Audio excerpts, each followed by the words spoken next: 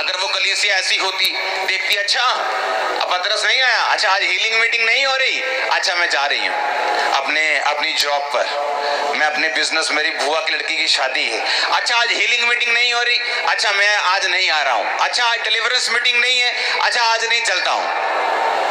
वो अभी क्रिश्चियन नहीं है, वो जस्ट बाबाओं की तरह एंट्री कर रहे हैं चर्च में। जब बाबा जी हैं, बाबा जी से हीलिंग लेने आ गए, बाबा जी नहीं है तो खत्म।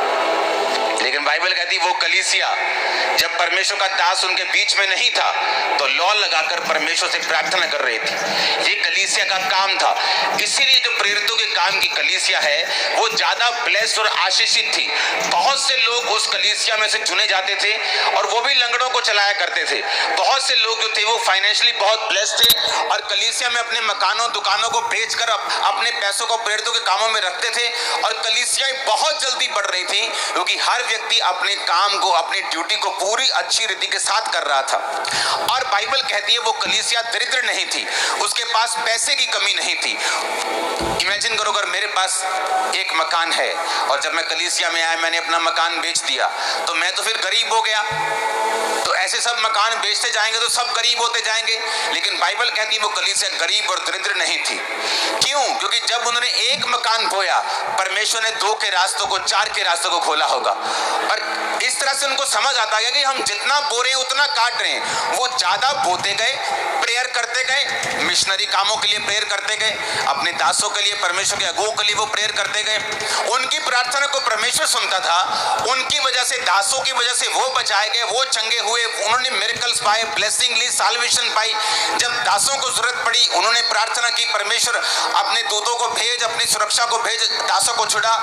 इस तरह से जब हम एक दूसरे के पूरक बनेंगे, जब हम एक दूसरे, जहां मैं कमजोर हूं आप मजबूत, जहां आप मजबूत हैं मैं कमजोर, जहां मैं मजबूत हूं आप कमजोर हैं, हम एक दूसरे के पूरक हैं, एक दूसरे को कंप्लीट करने वाले हैं। जब मैं अपनी जिम्मेवारियां सही से निभा रहा हूं तो मैं ब्लेस्ड हूं। अगर कलीसिया अपनी जिम्मेवारी सही से निभाएगी तो वो ब्लेस्ड होगी। Hallelujah, hallelujah.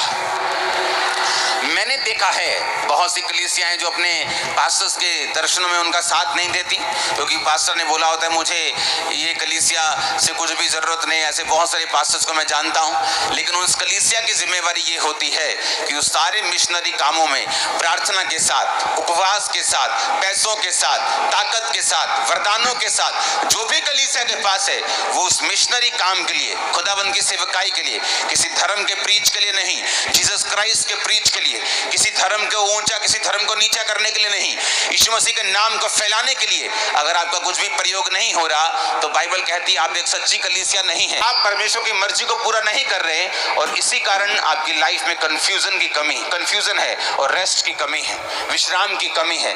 ब्लेसिंग के लिए जोर लगाना पड़ता है, लाइफ अगले लेवल तक नहीं पहुंचती।